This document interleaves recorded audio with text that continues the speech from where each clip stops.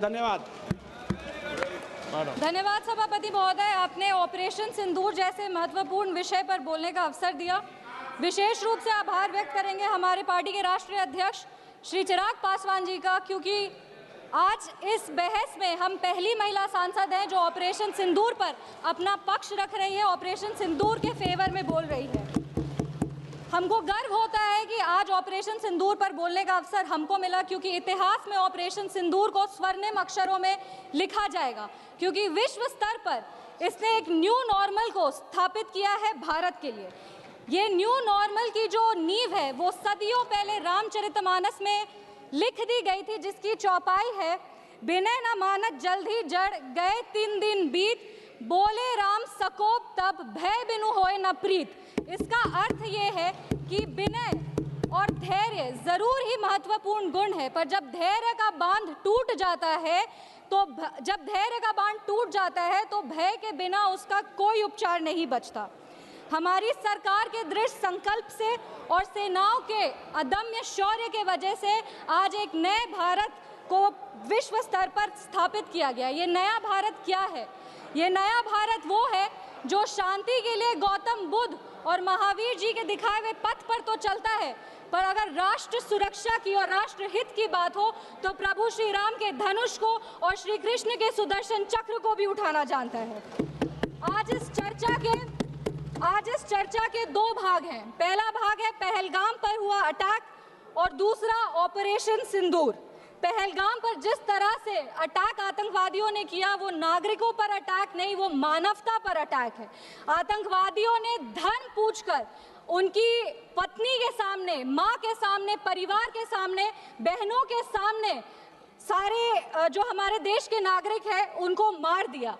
हम लोग ये पूरा देश वो चित्र कैसे भूल सकता है जब एक नवविवाहित महिला लाल चूड़ी पहनकर अपने पति के शव के बगल में बैठी थी। इसने पूरे देश को झंझोड़ करके रख दिया था।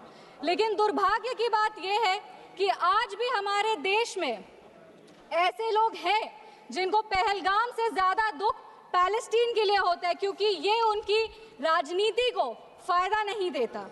लेकिन जहां राजनीति के लिए कई लोग चुप्पी साध लिए, वहां हमारे यशस्वी प्रधानमंत्री ने राष्ट्र धर्म निभाया और उन्होंने महिलाओं के आंसुओं को ही नहीं पोंछा, पर महिलाओं के स्वाभिमान को और सम्मान को पुनर्स्थापित किया।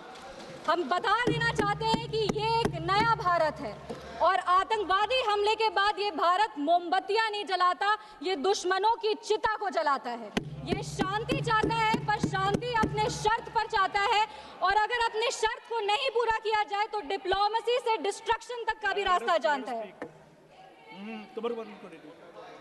इसी बात पर हम एक शायरी कहना चाहेंगे, खतों का दौर गया अब फरमान भेजे जाते हैं, जो करते हैं भारत की आत्मा परवार वो सीधे कब्रिस्तान भेजे जाते हैं। अभी अपने कांग्रेस के साथियों का बात सुन रही थी और वो कह रहे थे कि 1971 में इंदिरा गांधी ने ये किया है, 1971 में इंदिरा गांधी ने वो किया, पर वो कभी भी 1971 का क्रेडिट बिहार के बेटे जगजीवन राम जी को नहीं देते हैं, जो तब के रक्षा मंत्री थे।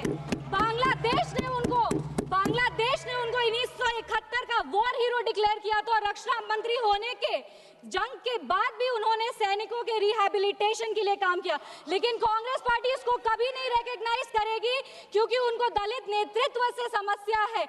वो सिर्फ उनके साथ रहना चाहते हैं जो बाबा साहब के चित्र को अपने पैर पर रखते हैं। अगर हम ऑपरेशन सिंदूर की बात करें तो ये सिर्फ टेरर लॉन्च पैड्स को ध्वस्त नहीं किया, ये पूरी की पूरी तरीके से पाकिस्तान के हौसले को ध्वस्त कर दिया है। लेकिन एक आश्चर्य की बात है मैम, और आश्चर्य की बात यह है कि हमारे दुश्मन देश में एक युवा नेता है और एक युवा नेता हमारे विपक्ष में है। दुश्मन देश का सदन अलग है, हमारे देश का सदन अलग है, वहां के नेता अलग है, यहाँ के नेता अलग है, पर इनका सवाल एक ही है। विपक्ष का सवाल और दुश्मन देश के नेता का सवाल एक कैसे हो सकता है? मैं विपक्ष के साथियों को चुनौती देती हूँ कि अपनी राजनीति से ऊपर उठ करके कभी राष्ट्र हित की सोचनी चाहिए। अगर सरहद पर सेना लड़ रही होती है तो उनसे सवाल नहीं पूछे जाते, उनको सलामी दी जाती है। अगर अगर विपक्ष की बात सुबह से सुने जा रहे हैं और उनकी बात को ध्यान से सुने तो वो बार बार कह रहे हैं कि सरकार ने सरेंडर कर दिया, सरकार ने सरेंडर कर दिया। सरेंडर से इनका विशेष लगाव इसीलिए भी है क्योंकि इतिहास गवाह है इन्होंने कितने बार विश्व के सामने भारत का सर झुका दिया है। 1962 में 14,500 वर्ग मील जमीन पर कब्जा कर लिया था। अमेरिका के तब के राष्ट्रपति ने कहा था कि भारत हमसे भीख मांगते हुए आया था। 1971 में वेस्टर्न मीडिया ने प्रधानमंत्री के बारे में जो भी कहा हो, उन्होंने हमारे देश के बारे में, भारत के बारे में कहा कि भारत एक धोखेबाज देश है और भारत नागरिक धोखेबाज लोग हैं। ये था भारत का इमेज आपके शासनकाल में। 1985 में CIA के क्लासिफाइड रिपोर्ट्स है कि विदेशी तंत्र भारत की सरकार को चलाती थी। इनसे जवाब मांगिए।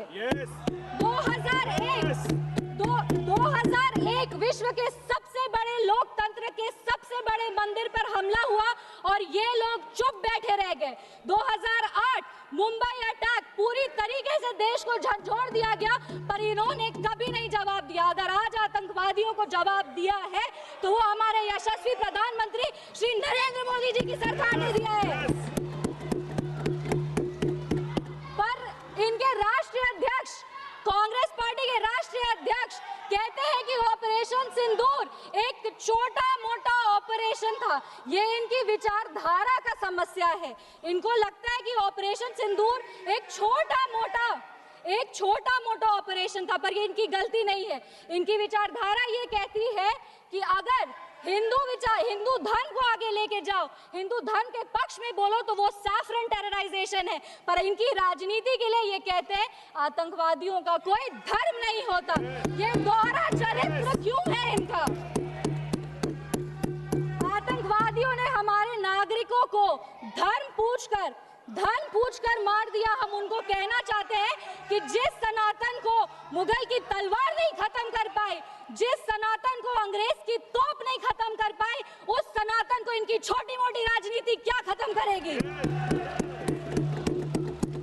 आतंकवादियों ने जब हमारे भाई लोग को मारा तो उनको मारने के पहले बोला कलमा पढ़ के सुनाओ।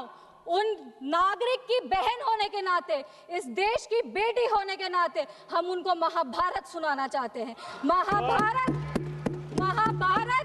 सत्य और धर्म की लड़ाई जरूर है, लेकिन महाभारत द्रौपदी के प्रतिशोध का भी प्रतीक है। द्रौपदी का बदला महाभारत है और हमारी संस्कृति में है। अगर नारी सम्मान में त्रुटि होगी तो फिर से महाभारत रचा जाएगा। और महाभारत में लिखा है धर्मो रक्षति रक्षतः। जो धर्म की रक्षा करते हैं, धर्म भी उन्हीं की रक्षा करता है।